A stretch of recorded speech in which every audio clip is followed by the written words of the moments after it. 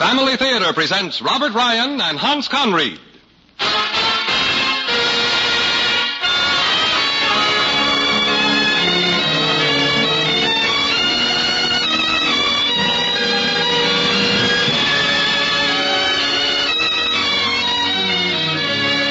From Hollywood, the Mutual Network, in cooperation with your Family Theater, brings you Hans Conried as Sidney Carton in Charles Dickens' classic, The Tale of Two Cities.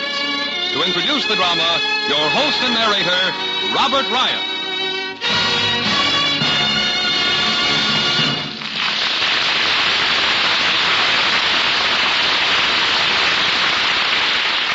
Thank you, Gene Baker. Herewith, we bring you the tragic yet triumphant story of a man, Sidney Carton.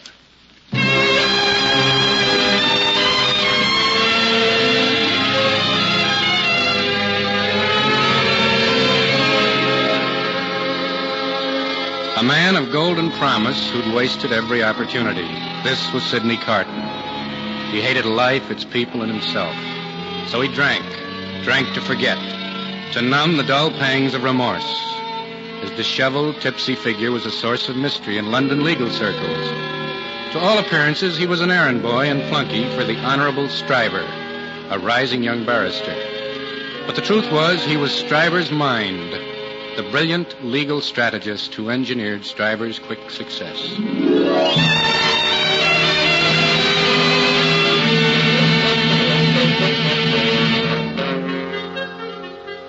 It was in 1780 that a young Frenchman, Charles Darnay, went on trial at the Old Bailey. The charge was treason, transmitting military information to the American rebel George Washington. The completely innocent Darnay retained Stryver's counsel, who, as always, appeared before the bar accompanied by his apparent flunky, Sidney Carton. Throughout the opening morning, Carton seemed far more interested in the movements of a fly upon the ceiling than in anything taking place in court. Even when court recessed, he remained indifferent. Sidney? The Honorable Stryver? Let's follow the crowd out and have lunch. Drink a glass to the pretty witness. Who's pretty? The picturesque old doctor's daughter, Lucy Manette. She pretty? A man alive, she had the whole court goggle-eyed. I have a mind to marry her myself. She's in love with Darnay. He with her. Well, not that they know it yet. But they'll be married. I deny she'll marry the prisoner. Poor fellow. There he sits. Alone, forgotten, frightened. The prisoner? Why don't you go over and cheer him up? I'll go out and comfort the young lady. Meet you at the bar. Right, Stryver.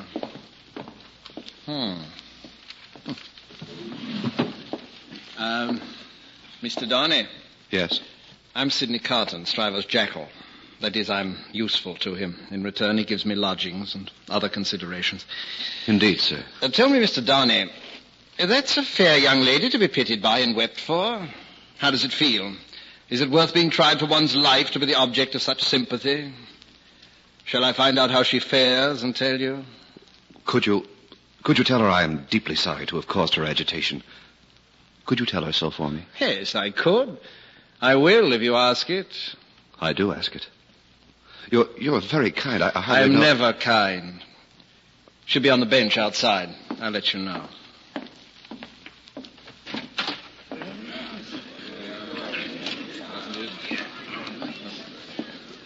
Oh, yes. I feel much better, Mr. Lorry. Go have your lunch. Please do. Miss Manette, I'm Sidney Carton, friend of Stryver's. Oh, how do you do, Mr. Carton? This is Mr. Lorry, an old friend of our family. We have met before. Unfortunate that we should meet again. Lucy, I shall return in time to escort you to the trial when it resumes. Won't you sit down beside me, Mr. Carton? No, thank you. Miss Manette, the prisoner, Darnay, feels responsible for your distress. Perhaps you have a reassuring message I might take him. Would you say it were a pity if they sentence him to die? Yes. Well, that would be wrong. It would be awful. You would weep for him? Yes. I would weep. Shall I inform the prisoner of your womanly sentiments? Could you? Yes, I could. I will, if you ask it. I ask it. I'll convey your message to the prisoner. Mr. Carton, thank you for your kindness. No kindness was intended.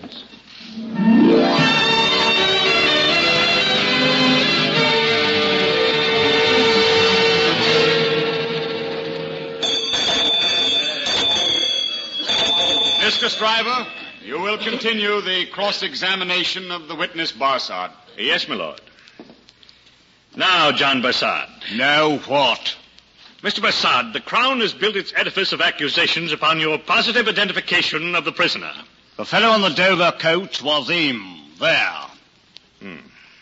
It was night. The stranger's face was sunk deep in his muffler. Yes. When the coach stopped, he vanished in the ink-black darkness. That's right. Mr. Barsad, would you admit the possibility that the face in the Dover coach was someone who looked something like the prisoner? It was the prisoner, no mistake. Mr. Barsad, would you feel so positive if I showed you other faces resembling in a remarkable or less degree the prisoner's? I doubt if there's another face like his in all of England. Yeah. My lord, will you ask my good friend Mr. Carton to stand up? Stand up, Mr. Carton. Very well, my lord. No, my lord, I must ask that Mr. Carton stand beside the prisoner. Make way. Make way. Thank you, Mr. Carton. And now, John Barsad, please to fix your gaze on Mr. Carton. You see anything remarkable? Well, if you ask me, I'd say the gentleman has had a spot too much of port. Not too much, Mr. Barsad, but the day is yet young. Mr. Carton, you have ridden on the Dover coach at times? How many times I would not care to say. Mr. Carton, if you will please take off your wig and gown. Oh, gladly. Beastly things, insufferably hot. There. Yes, you see, you are astonished. My lord half rises from his seat. But wait! Now, Sidney Carton, if it be within your histrionic powers, assume the prisoner's habitual grave and noble mien. Behold, a worm. And now, a butterfly. Aye, my lord. Aye, his veritable counterpart. My lord, gentlemen, and you, John Barsad, let all eyes confirm the truth, so obvious. Gentlemen of the jury, it would seem the Crown has built its case upon a cornerstone of quicksand. John Barsad, for all your vaunted patriotism, you remain what you've always been, a liar, criminal, paid perjurer, and spy. I rest.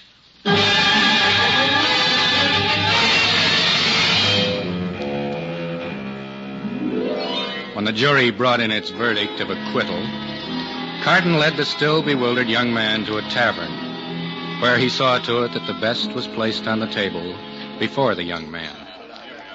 True. Tell me, Mr. Darnay, now that you have eaten, do you feel that you belong to this terrestrial mortal scheme again? I do indeed. I'm still in a daze, but I'm certain that I live. It must be an immense satisfaction.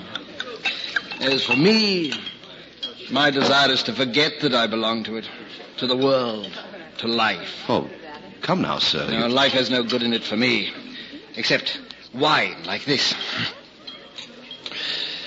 So we are not much alike in that particular. Indeed, I begin to think we are not much alike in any particular, you and I. You seem at a loss as how to answer me. Well, propose a health, a toast, then. What health? What toast? Oh, it's on the tip of your tongue. I swear it's there, sir. Miss Manette. Miss Manette, there. She was mightily pleased to have your message when I gave it her. Was she? Not that she showed she was pleased, but I suppose she was. Oh. I wish to thank you for the kindness you've shown Miss Manette and me. Mr. Darnay, do you think I particularly like you? Well, really, Mr. Carton, I've not asked myself the question. Ask it now. Well, you have behaved as if you liked me. But I don't think you do. And I don't think I do. I begin to have a very good opinion of your understanding, sir. Oh, going. I prefer to part before there is ill blood on either side. A last word, Mr. Darnay. You think I'm drunk? I think you have been drinking, Mr. Carton. Think? You know I've been drinking. Since I must say so, I know it. Then you shall likewise know why. I am a disappointed drudge, sir. I care for no man on earth, and no man on earth cares for me. Much to be regretted. You might have used your talents better. Maybe so, Mr. Darnay. Maybe not. Don't let your sober face elate you. You don't know what you may come to. Good night.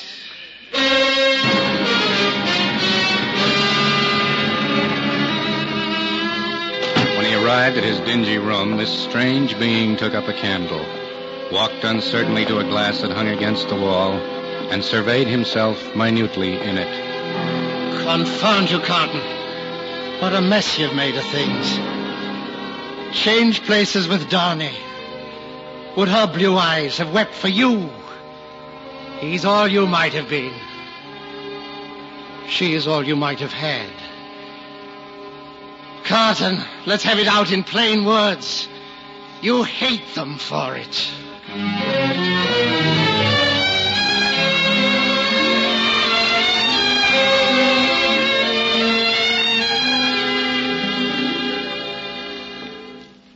Oh, pray keep on with your sewing, Miss Manette. Then sit here by me at the table, Mr. Carton. Thank you. It's been so long since we've seen you. It's been good of you to tolerate me. I mean, the way I've dropped in uninvited over the past year, like a morose and moody spectre staring glumly at the wall. Father says you talk quite brilliantly. When you choose to talk. Really? Dr. Manette's health improves? Yes. He seems more himself again. And your health, Mr. Carton? The life I lead is not conducive to health. Forgive me for saying so. But isn't it a pity to lead that kind of life? God knows it's a shame. A shame. Then why not change it, Mr. Carton? I'm too late for that. By the way, Mr. Darnay told me of his good fortune. You'll both be very happy. You deserve to be. God bless you both. Thank you, Mr. Carton. Miss Manette. Yes? Yes, Mr. Carton? I find it difficult to tell you. Please say it, Mr. Carton. Miss Manette, I've wanted you to know that you've been the last dream of my soul. The sight of you in this home have stirred old shadows which I thought were dead. Old voices have come back again. You have inspired me with a determination to begin anew, to fight my way back to decency. And you can, Mr. Carton. I've always felt you could. You must. You resign yourself to death, Mr. Carton. Resign yourself to life for once. But you won't even try. So, having made you miserable, I'll go now. Goodbye. Miss Manette. What? Mr. Carton? Remember this. While I still live, there is a man who'd give his life for you. And give his life for anyone you love.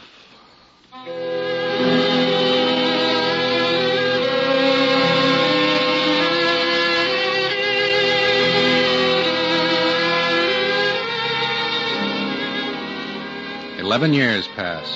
Then Charles Darnay returns to France to help a friend.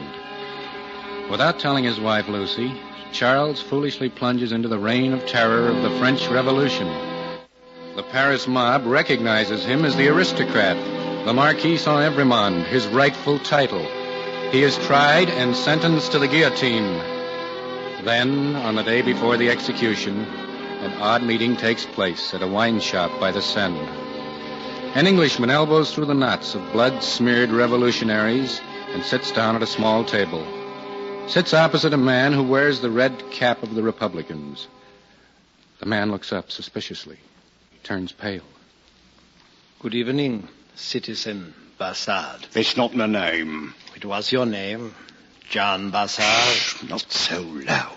Why not? Well, I'm known by a different name in this shop. Well, these are dangerous times to have two names. These are dangerous times to serve two masters. What do you mean? I mean, you're a spy for the British government. At the same time, you're a spy for the new French Republic, the Paris mob. I mean you spy for one against the other and collect at both ends. Well, someone has to do the spying. If these French Republicans, the mob, found out about your double dealings, it would be the guillotine for you, John Bassard. Who are you? You know me. You look like everyone called Darnay. But he's tight in his cell. Think back. 12 years. To a trial at the Old Bailey. Trial at the Old... Carlton! Yes, Carlton. How'd you find me? I've been watching the prison where they have Darnay. You go in and out at will. I've picked up other scraps of information. Such as? Your old friend, Roger Cly, is turnkey at the prison. Cly's dead. I saw him buried. We found only rocks in his coffin. Do I seem to hold the winning cards, John Bassard? What do you want? I may wish to talk to Darnay in his cell. If you think you can help him to escape, you're mad. There's no escape. His head will roll tomorrow afternoon at 2:00. There's nothing to prevent it. Escape? Well, I didn't say that. I said that I may wish to talk to him. Can you arrange it? It would be safer for you to say yes. Are you threatening me? Oh, I didn't say so. But I am. Very well. I'll get you in to see this Evermond Darnay, but don't wait too long. You know the Paris branch of Tellson's Bank? Yes. Old Jarvis Loring is winding up the bank's affairs. He's living in a rear room at the bank. There's a rear door. Knock 4 times at 10:00. I'll be there. Yes, I'm sure you will, John Bassard.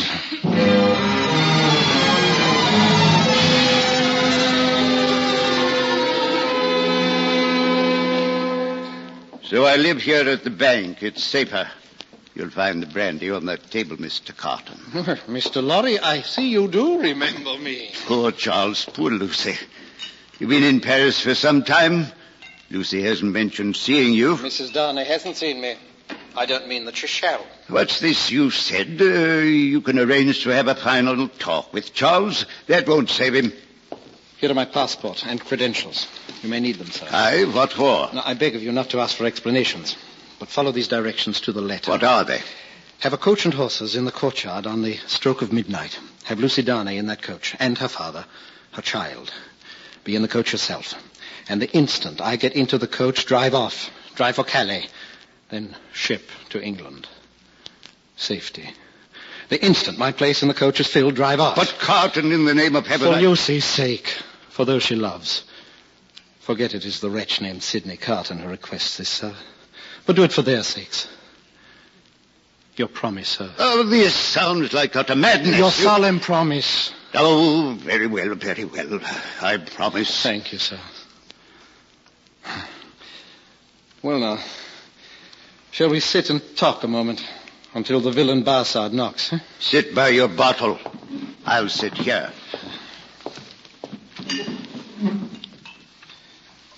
Yours, sir, is a long life to look back upon.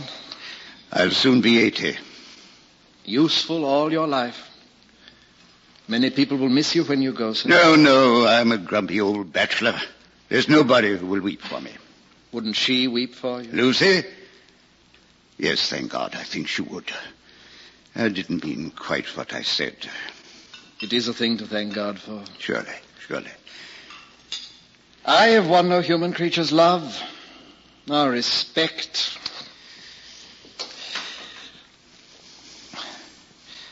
Tell me, sir, does your childhood seem far off? 20 years ago it did. But now as I draw closer and closer to the end, my memories seem to travel nearer and nearer to the beginning. Old faces coming back. Yes. Perhaps your pretty mother's. A host of childhood memories. Yes. And you find comfort in them. Yes. Yes, I know the feeling. You are much too young to know such feelings. The end of life is still a faraway horizon for you. Possibly. Such memories used to fill me with a terrible remorse. But of late, I, too, find much comfort in them. Perhaps it is that not... How's that? I'll let him in.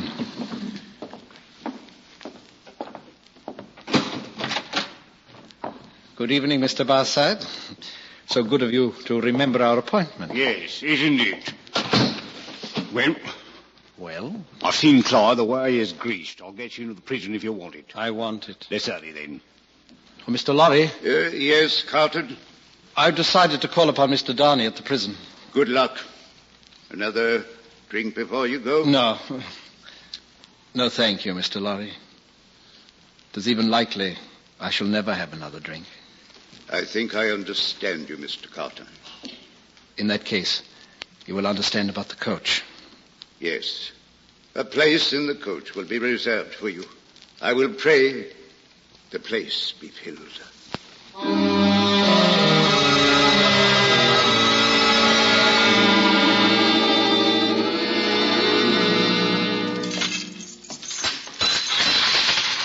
Go in, work fast. I'll wait outside. Carton. Darnay, do as I say. Now, no questions. Take off your coat and put on mine. Why? Why? Shake out your hair, like mine.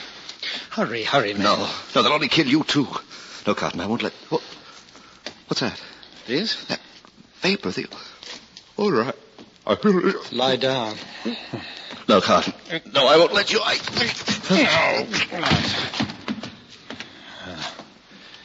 Now, the drug will give you a sound sleep, my friend. God willing, you'll wake up in England. Bassard. Yes. Are you ready? You carry him, like you carried me in. Tell them the Englishman Carton has fainted with grief for his doomed friend. And then to the bank, to Jarvis Lorry's.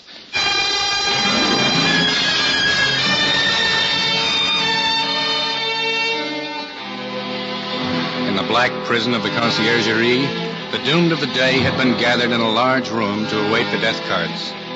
As Sidney Carton stood by the wall in the dim corner, a man stopped in passing to embrace him.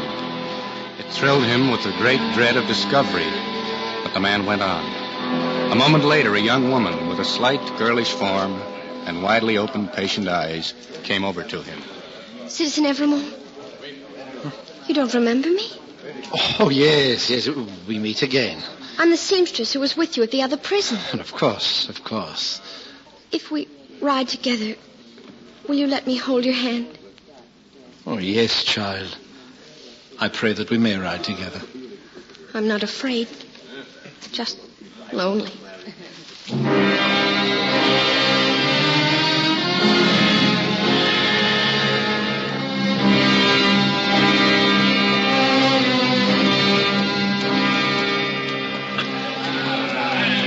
Along the Paris streets, the death carts rumble, hollow and harsh. 6 tumbrils carry the day's red wine to Madame la Guillotine.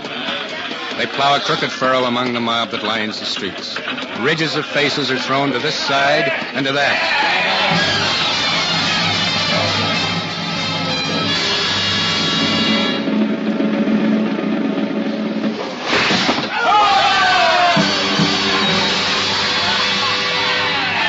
Robed executioners work swiftly. As a head drops in the basket, it is held aloft and the mob screams out to count. The second death cart empties and rolls on. The third comes up and stops, discharges those to die.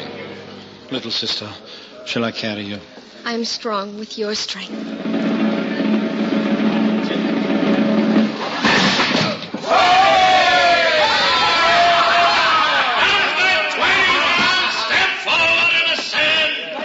I'm the next to climb the steps. The guillotine is swift and merciful. Brave, generous friend. Oh, sweet, gentle child. We two, so strangely met upon the dark highway, now going home together to our rest.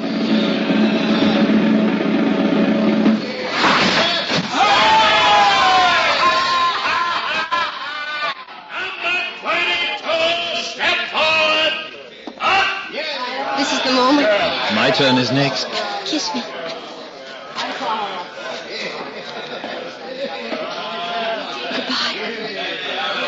Goodbye. I am the resurrection and the life, said the Lord. He who believes in me, even if he die, shall live.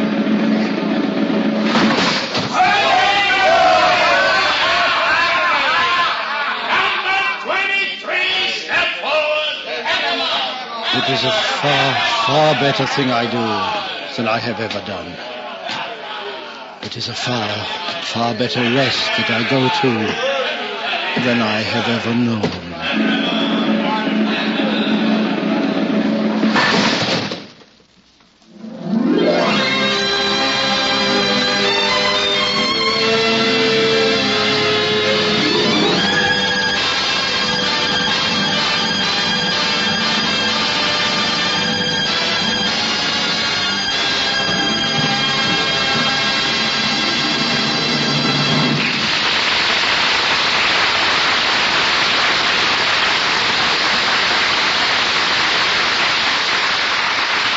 This is Robert Ryan again. Do you know what it takes to make a house a home? Well, windows, and doors, and rooms. But something else, too. There must be happiness. And happiness is something that cannot be built with saw and hammer and nails. I'll tell you a way to bring happiness to your home. Invite God in. Invite Him in through prayer. Daily family prayer.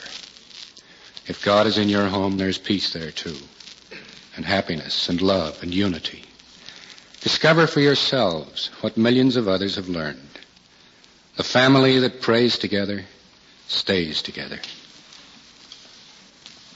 More things are wrought by prayer than this world dreams of.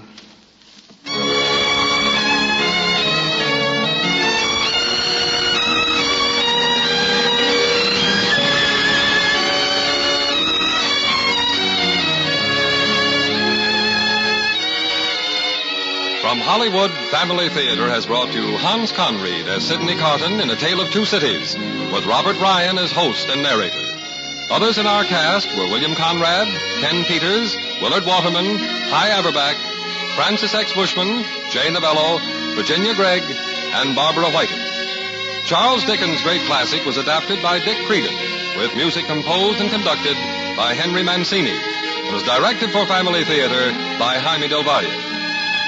This series of Family Theater broadcasts is made possible by the thousands of you who felt the need for this type of program, by the Mutual Network, which has responded to this need, and by the hundreds of stars of stage, screen, and radio who have so unselfishly given of their time and talent to appear on our Family Theater stage.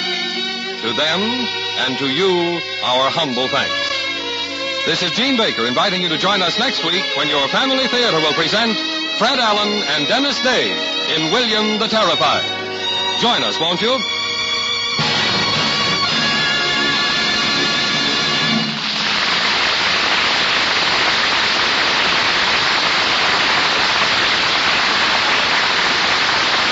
For adventure and romance, listen to The Count of Monte Cristo, heard on most of these stations on Tuesday evenings. Family Theater is released in Canada through the facilities of the Canadian Broadcasting Corporation and is broadcast to our troops overseas by the Armed Forces Radio Service.